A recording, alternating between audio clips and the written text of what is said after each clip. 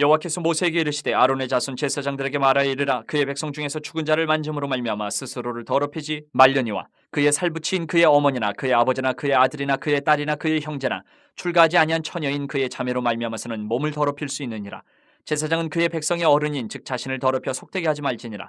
제사장들은 머리털을 깎아 대머리 같게 하지 말며 자기의 수염 양쪽을 깎지 말며 살을 베지 말고 그들의 하나님께 대하여 거룩하고 그들의 하나님의 이름을 욕되게 하지 말 것이며 그들은 여호와의 화제 곧 그들의 하나님의 음식을 드리는 자인지 거룩할 것이라.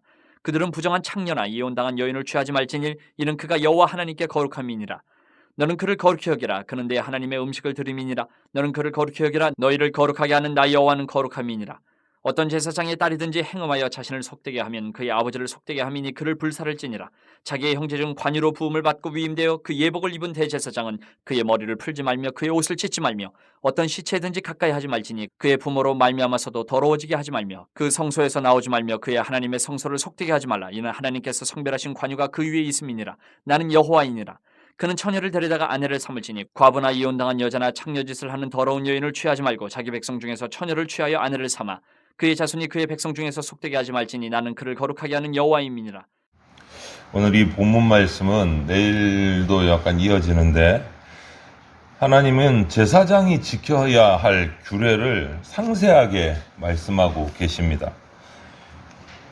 왜냐하면 제사장이라는 이 직분이 성소에서 하나님을 섬기는 일을 위해서 세워진 특별하게 또 선택되고 구별된 사람이고 그 직분자이기 때문에 그렇습니다. 그러다 보니까 오늘 말씀을 보면 더 높은 수준의 성결함이 요구가 되고 있어요. 제사장이라는 직분을 맡은 자에게. 그 성결함이 어느 정도인지 우리가 한번 살펴보면 좋겠습니다. 먼저 하나님께서 제사장들에게 요구하신 것이 항상 거룩을 유지해라, 이거였어요. 항상 거룩을 유지해라. 구체적으로 먼저 말씀하는 것들이 제사장들은 죽은 자를 만져서 스스로를 더럽히지 말라, 이렇게 명령했어요. 누구든지 시체와 접촉하면 율법에 7일간 부정해집니다. 그런데 항상 자신을 정결하게 유지해야 하는 제사장이 만약에 시체를 만졌다, 그래서 7일간 부정해지면 성소에서 하나님의 일을, 제사업무를, 그 외에 성소의 일들을 할 수가 없게 되는 거예요. 7일 동안 손을 놓아야 되는 거예요. 그 제사장이 해야 할 일을 할 수가 없게 되는 거예요. 7일 동안. 하나님의 말씀도 가르쳐야 되고 거룩한 제사를 거행해야 되고 하는 제사장이 7일간 그것을 하지 못하게 된다. 하나님의 역사가 멈추는 일이 생기는 거예요. 성소에서. 이건 하나님 백성에게 정말 큰 어려움이고 손해가 되는 겁니다. 그래서 하나님은 제사장들에게 항상 거룩함을 유지할 수 있도록 시체하고 접촉을 피하라, 이렇게 명령을 하십니다. 오늘날에 제사장이 있는 것은 아니지만 모든 성도가 왕같은 제사장이다, 영적인 제사장이다, 이렇게 우리가 부르심을 받았습니다. 그런데 하나님의 일꾼이 거룩하지 못하고 세상 죄에 빠져서 살아간다면 하나님이 맡기신 일을 당연히 제대로 감당할 수가 없게 되는 겁니다. 그 한 영혼을 통해서, 하나님의 백성을 통해서 하나님께서 은혜를 다른 자들에게 세상에 베푸실 여러 가지 계획들이 있을 텐데 그것이 멈추어져 버리는 거예요. 나를 통해서, 여러분들을 통해서 하나님이 하실 일들이 계획이 막 틀어지게 되면 이거는 좋은 결과가 나올 수가 없는 거죠. 그래서 하나님이 사용하시는 백성으로서 항상 우리가 거룩함을 유지할 필요가 있다. 하나님이 사용하시는 그릇은요, 디모데후서 2장 말씀처럼 비싼 그릇, 화려한 그릇이 아닙니다. 깨끗하게 준비된 그릇. 그 그릇을 사용하세요. 깨끗하게 준비된 그릇. 그런 깨끗하게 준비된 그릇이 저와 여러분들이 돼야 되는 거예요. 그리고 또 한 가지, 이렇게 항상 거룩을 유지하라 명령하시고 또 한 가지 제사장들에게 말씀하신 것이 세상의 악한 풍습을 따르지 말아라. 그러면서 하시는 말씀이 뭡니까? 제사장들은 머리를 깎아서 대머리같이 하지 말고 수염 양쪽을 깎지 말고 살을 베지 말라, 이렇게 말씀하세요. 이게 무슨 말이냐면 여기서 대머리라는 것은 다른 역사 기록들을 보면 눈썹 사이에 이마에 이런 털을 앞머리를 칼로 밀어버리는 거예요. 신명기 14장에 보면. 그리고 수염 양쪽을 깎는다는 것은 수염을 완전히 깎는 게 아니고 수염 끝을 좀 동그랗게 짧게 자르는 거를 말해요. 그리고 살을 베는 거는 죽은 자를 위해서 애통의 표시로 자기 몸을 자해하는 것, 뭐 문신을 새긴다거나 이렇게 하는 거를 가르쳐요. 근데 이 모든 것이 머리털을 깎아서 대머리처럼 하는 거, 뭐 수염 양쪽 끝을 깎는 거, 살을 베거나 이렇게 문신을 하는 이 모든 것이 당시 우상 숭배자들이 죽은 자를 위해서 하는 애통의 행동들이 바로 이건 거예요. 이런 풍습 하지 말라라는 거예요, 제사장들. 하나님의 일꾼으로 부름받은 자는 세상의 가치나 세상의 어떤 문화나 세상의 이런 철학 쫓아가서는 안 된다.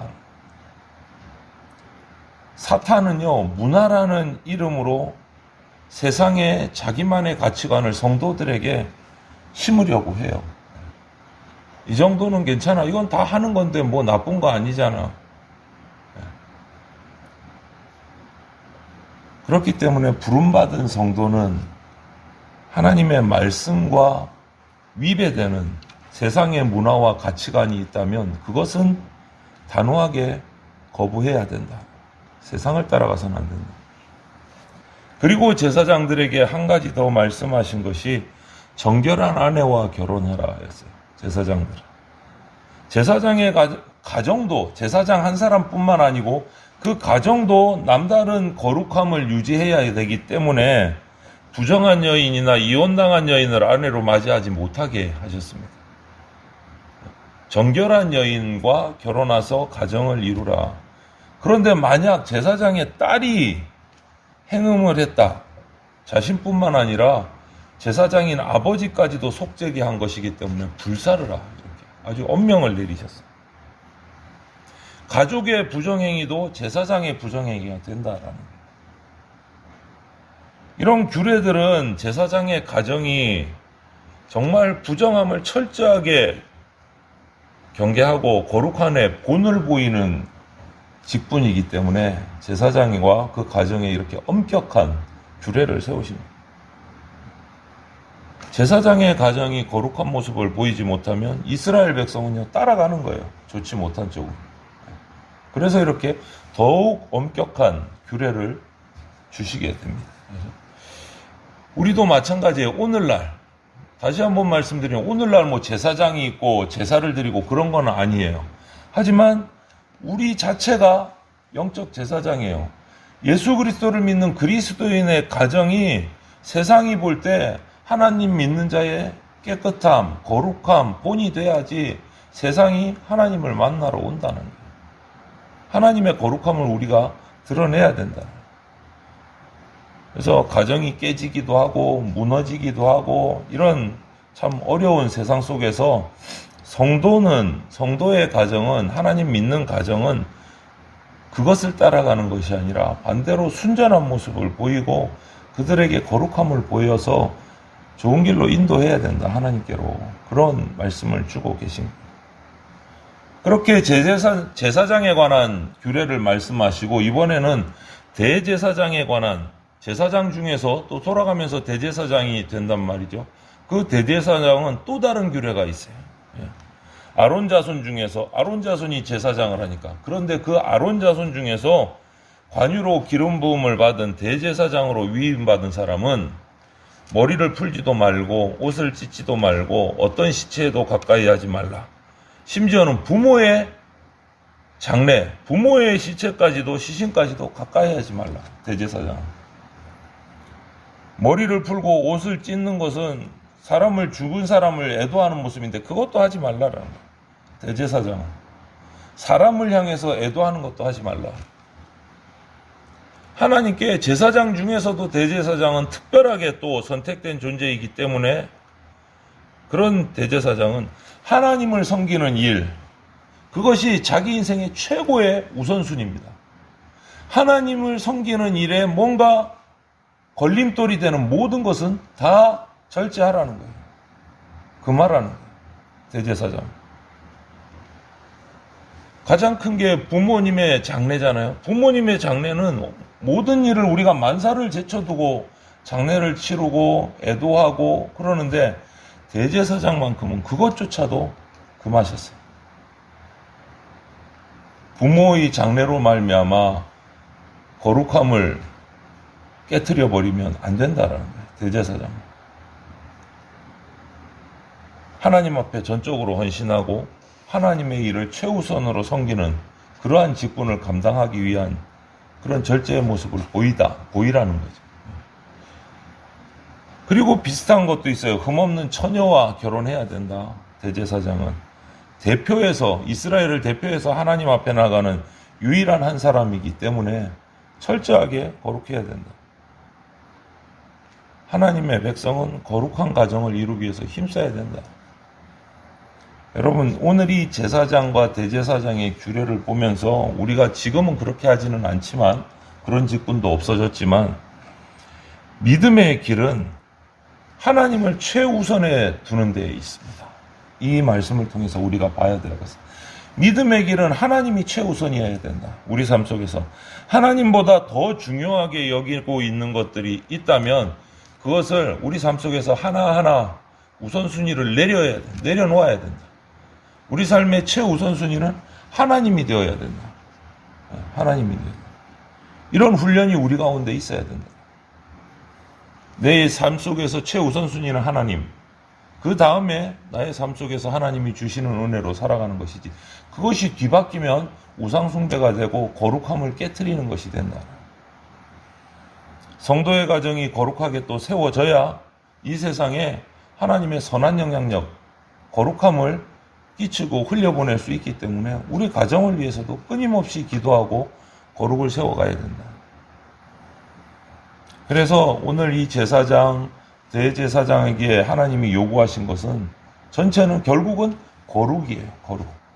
머리를 깎지 말아라, 수염을 살을 베지 말아라, 정결한 여인과 결혼하라. 이 모든 것들이 무엇을 위하냐? 하나로 딱 뭉쳐져요. 거룩하라. 거룩하라. 하나님이 택하신 당신의 백성에게 하나님이 요구하시는 것은 거룩이에요. 거룩. 정결하라. 거룩하라. 세상과 타협하지 말고 세상과 구별된 거룩한 인생을 살아가라. 그렇게 해서 하나님께 영광을 돌리라. 이것이 하나님의 우리에게 주신 명령입니다.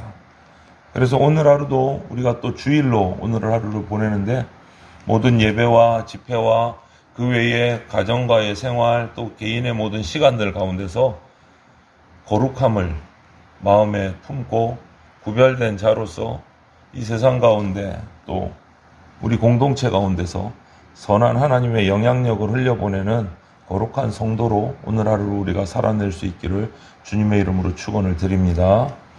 말씀을 기억하면서 잠시 우리가 통성으로 기도드리겠습니다. 하나님께서 우리에게 주신 명령, 거룩함의 명령, 세상을 따르지 말고 정결하여서 하나님의 백성으로서의 모습을 보이고 하나님의 영광을 돌리라는 말씀 기억하면서 통성으로 기도하며 나가겠습니다. 아버지 하나님, 오늘 하루 또 우리에게 주님의 날을 맞이하게 하시니 감사를 드립니다. 이 주일 하루를 보내며 주님 우리에게 명령하신 대로 거룩함을 지키며 정결하게 구별된 모습으로 세상과 타협하지 아니하며 주 앞에 나와 예배하며 주님을 찬양하며 기도하며 살아가는 우리들이 되게 하여 주시옵소서. 우리의 모든 성도들의 가정마다 은혜를 주시고 복 주셔서 그 모든 가정들이 주님을 만나며 예배하며 거룩한 주의 백성으로 세상 가운데 하나님의 영광을 드러내는 가정 이룰 수 있도록 주님께서 역사하시고 복내려 주시옵소서. 항상 거룩한 주의 백성임을 잊지 않고 살아가는 우리 주의 백성들 되게 하여 주시옵소서. 모든 말씀을 예수 그리스도 이름으로 기도드립니다. 아멘. 사랑이 많으신 하나님 감사합니다. 귀한 주님의 날 오늘 우리가 맞이하고 첫 시간부터 주님을 예배함으로 시작하게 하시니 감사합니다. 오늘 주일 하루를 온전히 주님 앞에 머무르며 드리며 예배하며 가정에서도 주님을 기억하며 주님께 감사하는 하루를 보낼 수 있도록 하여 주시옵소서. 주님의 날입니다. 주님을 바라보며 주님을 기억하며 주님을 찬양하며 이 하루를 살아가게 하여 주시고 거룩하게 구별된 주의 백성으로 주님의 영광만을 드러내는 주의 거룩한 백성으로 살아가게 하여 주시옵소서. 감사드리며 예수 그리스도 이름으로 기도드립니다. 아멘.